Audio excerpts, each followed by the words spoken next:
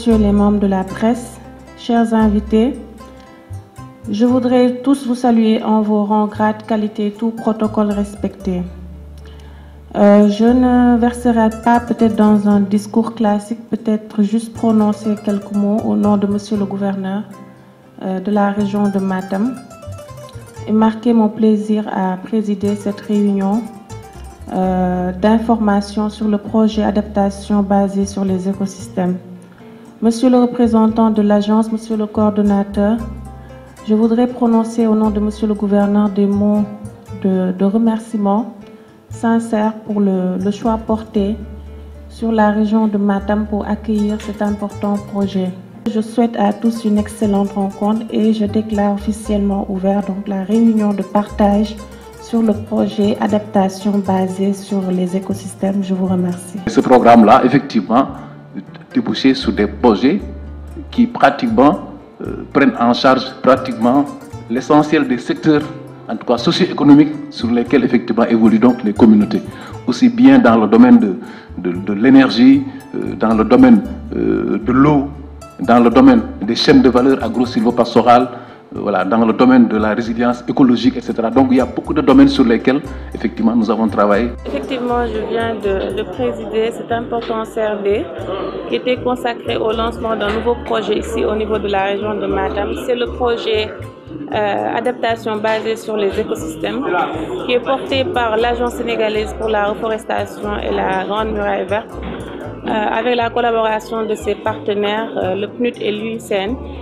C'est un projet extrêmement important qui va intervenir précisément dans 9 communes cibles de la région de Matam. Toutes les communes du département de Ranérou sont concernées. 3 communes dans le département de Matam seront impactées et donc 2 communes dans le département de Kanel également vont bénéficier de cet important projet. Aujourd'hui, avec le lancement de ce nouveau projet adaptation basée sur les écosystèmes, nous avons beaucoup d'espoir pour la continuité des acquis et donc par rapport à ces initiatives dont je viens de parler tantôt. Donc nous nous sommes réunis aujourd'hui au niveau de la gouvernance de Matam.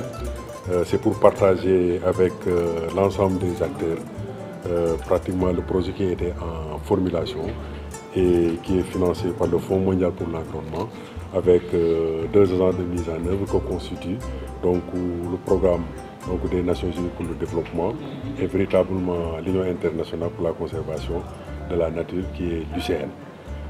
Donc c'est un projet qui a une durée de 5 ans et qui est financé à hauteur de 8 900 000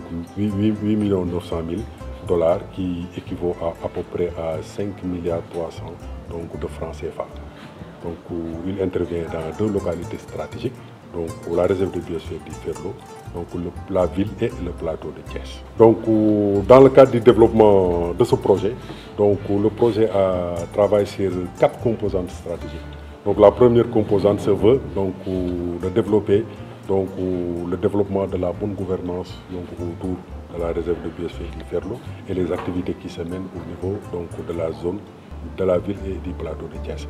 Maintenant, la deuxième composante se veut de développer des actions de conservation et de restauration autour des terroirs, donc villageois et la réserve de biosphère du Ferlo, donc dans le cadre donc, de l'amélioration de la résilience des écosystèmes et des communautés qui y vivent.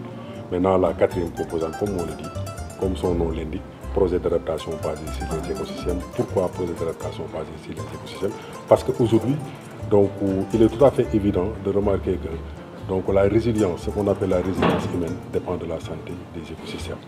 Et maintenant, sur ce, donc, on veut à travers ce projet accompagner les communautés à exploiter de façon très rationnelle donc, les ressources qui se trouvent au niveau de leur terroir, en les accompagnant avec des innovations technologiques donc, qui auront une valeur ajoutée dans le cadre de la conservation et de la restauration de leur terroir.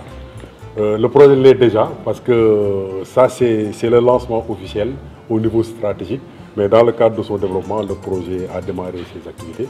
Mais aujourd'hui, il fallait venir auprès de l'autorité Donc en termes de portage, donc communiquer avec eux, avec l'ensemble des parties prenantes, donc pour dire qu'effectivement le projet qu'on était en train de formuler avec eux est arrivé à terme et maintenant il a commencé sa phase de développement donc au niveau des deux localités.